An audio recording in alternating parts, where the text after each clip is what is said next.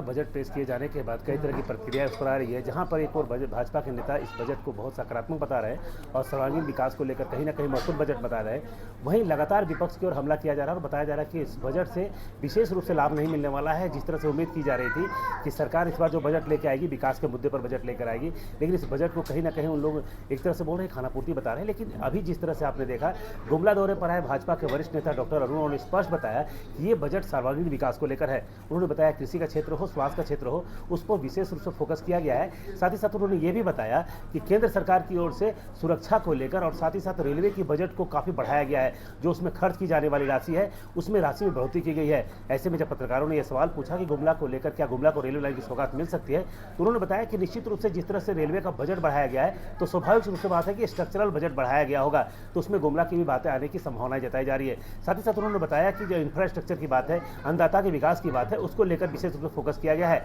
शिक्षा के क्षेत्र में भी बजट की एक विशेष प्रोविजन की गई है, जिसका सीधा फायदा गुमला और झारखंड जैसे आदिवासी बहुल इलाके के लोगों को मिलेगा। साथ ही साथ उन्होंने बताया कि स्वास्थ्य को लेकर भी बजट का जो स्तर बेहतर किया गया है, बजट की राशि जो खर्च करने की बात की है उसका भी व्यापक परिणाम देखने को मिलेगा। तो ऐसे मिलाजुला कहा जा सकता है कि बजट को लेकर जो भाजपा और व्यापारी संगठन के लोग लगातार ये प्रशंसा कर रहे हैं कि बजट दूरगामी बजट है और जिसके बेहतर परिणाम आने की पूरी संभावनाएं हैं। डॉक्टर अरुण की प्रेस वार्ता में भी कहीं ना कहीं बजट को बेहतर बताया गया, क्योंकि डॉक्टर अरुण ग्रामीण क्षेत्रों से लेकर एक IPS पदाधिकारी रहे हैं और भाजपा में वरिष्ठ नेता हैं। ऐसे में उनकी अपनी सोच होती है और उन्होंने बजट को भी कहीं ना कहीं समीक्षा करने के बाद स्पष्ट बताया है कि बजट का जो स्वरूप है निश्चित रूप से देश को विकास की ओर आगे ले जाएगा। तो स्पष्ट कहा जा सकता है कि भाजपा इस बजट को लेकर काफी उत्साहित है। उनका स्पष्ट कहना है कि लोगों के विकास का जो स्वरूप है वो बदलेगा और कहीं ना कहीं झारखंड के साथ साथ पूरे देश की दशा बदलेगी। बिहार के साथ स्पेशल पैकेज दिए जाने को लेकर और झारखंड की उपेक्षा पर जब पत्रकारों ने सवाल पूछा, उन्होंने स्पष्ट बताया कि ऐसा कोई खास नहीं है। जो विकास के मुद्दे किए गए हैं वो लंबे समय से कहीं ना कहीं, अगर मखाना के बारे में अगर कहा गया है तो बिहार लंबे समय से उसकी मांग कर रहा था। झारखंड के समक्ष में कहा गया कि स्पेशल फोकस नहीं होता है, विशेष रूप से मान के चला जाए जब कृषि के विकास की बात होगी, शिक्षा के विकास की बात होगी, स्वास्थ्य के विकास की बात होगी तो सर्वांगीण विकास होगा, जिसका असर झारखंड में ही पड़ेगा। 99 न्यूज़ के लिए गुमला से सुशील कुमार सिंह। जो केंद्रीय बजट कल घोषणा हुई है, ये गरीब, युवा, अन्नदाता और नारी शक्ति को समर्पित है। माननीय प्रधानमंत्री और माननीय वित्त मंत्री सीतारमण जी को बहुत बहुत हार्दिक बधाई। जो मिडिल क्लास है देश की, उसको बहुत राहत। 12 लाख के इनकम को इनकम टैक्स फ्री है।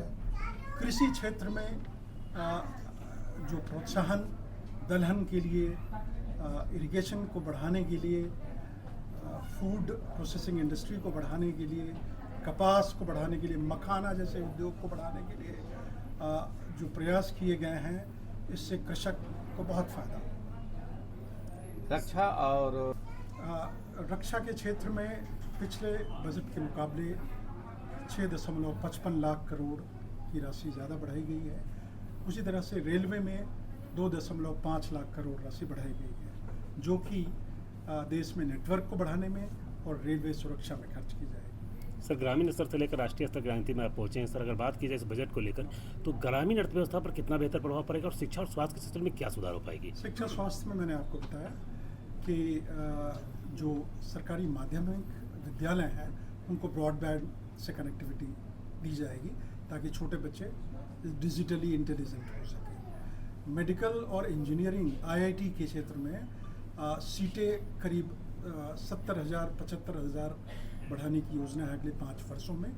चिकित्सा के क्षेत्र में 2025 में करीब 10,000 सीटें बढ़ेंगी, तो डॉक्टर्स और इंजीनियर्स की संख्या देश में बढ़ेगी। सर, विपक्ष द्वारा इस बजट को झारखंड के लिए अपेक्षित नहीं माना जा रहा, क्या लगता है इसको राजनीति मानते हैं या फिर क्यों इस तरह से बातें की? नहीं, देखिए, मिडिल क्लास को फ़ायदा, झारखंड के भी जो लोग जिनकी इनकम 12 लाख से कम है उनको होनी है। जो झारखंड के जो किसान हैं, जो सब बड़ा फोकस रहा है किसान पे, मैंने आपके साथ डिस्कस किया अभी, वो सारे झारखंड के किसानों को इसका फ़ायदा मिलेगा, महिलाओं को मिलेगा, युवाओं को मिलेगा, गरीबों को मिलेगा। तो ये सारे योजनाएं जो मैं डिस्कस कर चुका हूँ, ये झारखंड के ग्रामीणों को भी मिलेगा। सर, झारखंड सरकार केंद्रीय बकाये की जो बात करती है उसको लेकर क्या कहा है? बकाये के लिए हमारे खनन मंत्री आए थे और उन्होंने ये स्टेटमेंट दिया है कि जो भी डिस्प्यूट है झारखंड गवर्नमेंट और कोल इंडिया के बीच में, उसका हल निकाला जाए। यानी ओवरऑल बजट को आप बेस्ट मानते हैं? सर, बहुत अच्छा बजट है जो 2047 में विकसित भारत की कल्पना माननीय मोदी जी ने की है उसकी तरफ और आत्मनिर्भर भारत बनाने की जो संकल्प है उसकी तरफ एक महत्वपूर्ण कदम है ये बजट। कैपिटल एक्सपेंडिचर है, खर्चा होना है जो, उसकी राशि है 11.21 लाख करोड़ रुपए। ये जीडीपी का 3.1% है। फोकस है इस बजट का गरीब, युवा, अन्नदाता और नारी शक्ति, और इसके 4 इंजन हैं। विकास के 4 इंजन के रूप में पहला चरण अन्नदाताओं को समर्पित है, कृषि क्षेत्र से रिलेटेड है।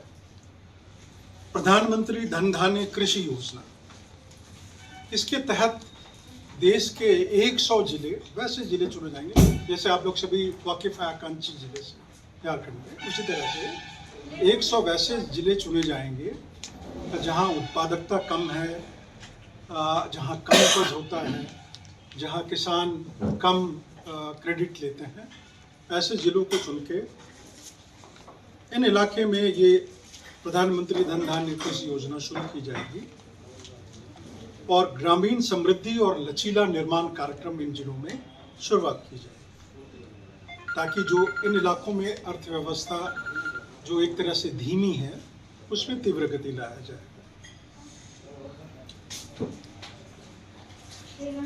कृषि क्षेत्र में जिन क्षेत्रों में प्राथमिकता है इस बजट के माध्यम से, उसमें पहले लेना चाहूँगा मैं दलहन।